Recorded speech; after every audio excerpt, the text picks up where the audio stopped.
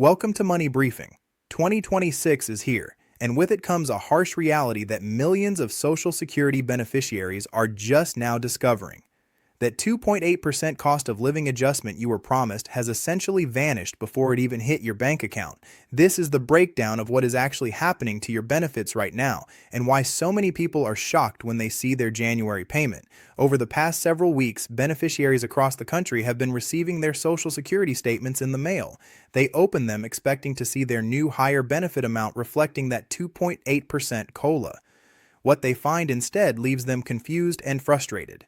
The raise they were counting on has been almost entirely consumed by the Medicare Part B premium increase that also took effect January 1st. The 2.8% cost of living adjustment is now fully in effect for all Social Security beneficiaries.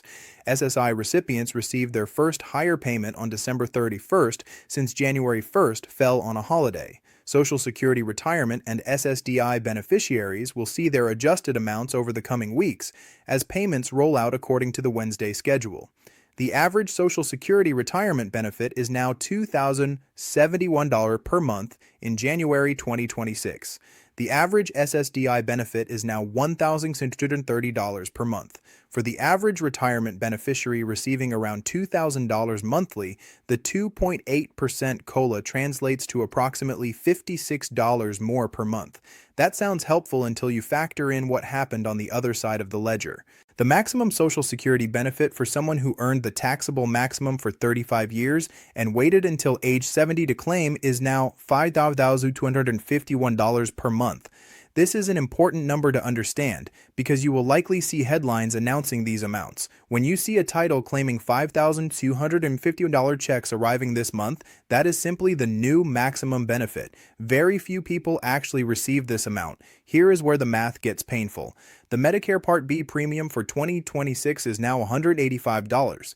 That represents an increase of $10.30 per month compared to the 2024 premium. For most beneficiaries who have Medicare Part B premiums deducted directly from their Social Security payment, this increase takes a significant bite out of the COLA. The increase of $10.30 per month adds up to approximately $124 more per year just for Medicare Part B. That is $124 that comes directly out of your Social Security payment before you ever see it. The premium did not increase because Medicare coverage improved in any meaningful way. The benefits remain essentially the same. You simply pay more for what you already had. Consider a beneficiary receiving $1,000 per month in Social Security. A 2.8% COLA on that amount equals $28 per month. That $28 raise sounds like it could help with groceries or utilities, but subtract the $10.30 Medicare Part B premium increase. That $28 raise just became $1,770. The effective raise dropped from 2.8% to approximately 1.8%. For someone receiving $1,500 per month, the math works out similarly. A 2.8% COLA equals $42 per month. After the Medicare Part B increase, the net raise is approximately $31.70, still helpful, but significantly less than the headline 2.8% suggested.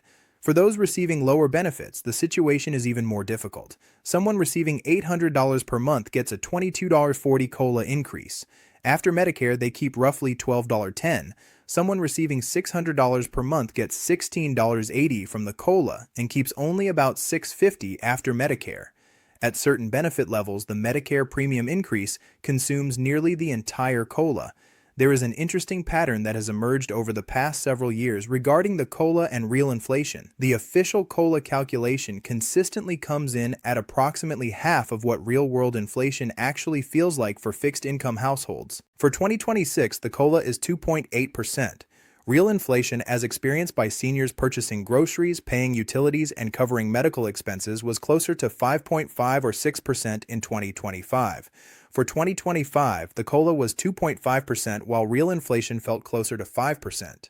For 2024, the COLA was 3.2%, while inflation remained elevated well above that level for essential goods. The formula used to calculate the COLA relies on the Consumer Price Index for urban wage earners and clerical workers, known as CPIW. This measure does not accurately reflect the spending patterns of retirees and disabled individuals who spend disproportionately more on healthcare, housing, and food.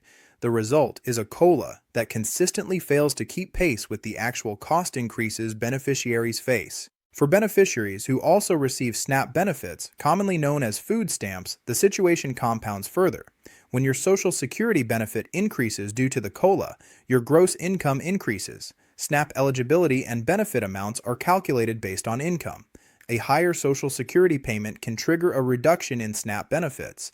This creates a scenario where the COLA provides a small increase on one side while SNAP benefits decrease on the other. When you add in the Medicare Part B premium increase, many beneficiaries find themselves no better off or even slightly worse off than they were before the so-called raise took effect. Additionally, 5 states have implemented new restrictions on SNAP purchases starting January 2026. Indiana, Iowa, Nebraska, Utah, and West Virginia have begun enforcing bans on purchasing carbonated beverages, sugary drinks, candies, and prepared dessert items with EBT cards. These restrictions further limit how beneficiaries can use their already reduced SNAP allocations. Many beneficiaries looking at their January Social Security statements are reaching out with concerns that their raise never arrived. The statement shows the COLA was applied, the higher gross benefit amount is listed, but the net deposit amount, the money that actually hits the bank account, shows little to no increase or in some cases a decrease. This is not an error. This is the Medicare Part B premium being deducted before payment.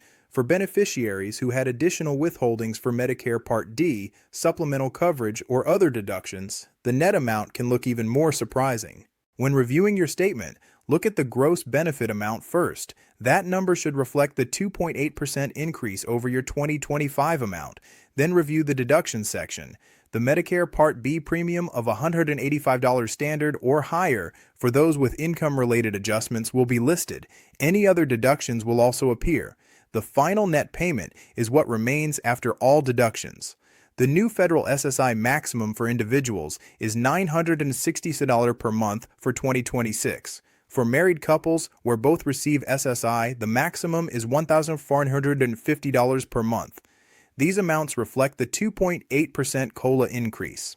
SSI recipients do not have Medicare Part B premiums deducted from their payments, so they receive the full COLA amount. The average Social Security retirement benefit of $2,071 represents what the typical retiree receives before Medicare and other deductions. After standard Medicare Part B, the average net payment is approximately $1,986. The average SSDI benefit of $1,630 similarly reduces after Medicare deduction to approximately $1,145 net. The maximum Social Security benefit of $5,250 applies only to beneficiaries who earned at or above the taxable maximum, currently $176,100 for 2026 for at least 35 years and delayed claiming until age 70. This represents a small fraction of total beneficiaries. The fundamental problem facing Social Security beneficiaries is structural. The COLA formula does not capture senior-specific inflation.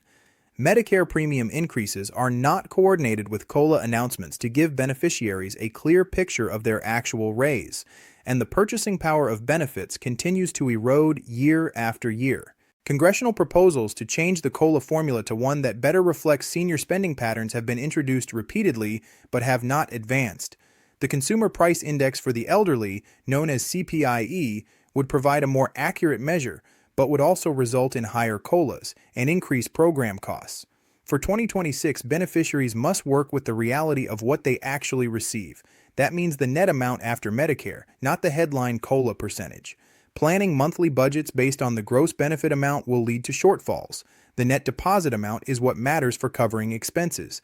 Every beneficiary should verify their January payment matches what their statement indicates. Log into your My Social Security account at ssa.gov to review your benefit information. Compare your December 2025 net payment to your January 2026 net payment. The difference represents your actual raise after all deductions. If the numbers do not match, or if you believe there is an error, contact Social Security directly. Sometimes administrative issues can affect payments. Confirming everything is correct early in the year prevents problems from compounding. Also verify that your Medicare Part B premium is at the standard $185 level unless you have income that triggers the Income-Related Monthly Adjustment Amount, known as IRMA. Higher income beneficiaries pay more for Medicare Part B based on their tax returns from 2 years prior. If your income decreased significantly, you may be able to request a reduction. The 2.8% COLA is real. It was applied to benefits starting in January, but the Medicare Part B premium increase consumed a substantial portion of that raise for most beneficiaries. The net result for many people is an effective raise of 1 to 2% rather than the 2.8% headline figure. For beneficiaries also receiving SNAP benefits, reductions in food assistance may offset additional portions of the COLA. When all factors are considered, some beneficiaries may find themselves with essentially the same purchasing power they had in 2025 or even slightly less. This is the reality of fixed income in 2026. The numbers on paper look like an increase. The money in the bank tells a different story. Understanding this gap is essential for managing expectations and planning finances for the year ahead. That is your money briefing for January 2026.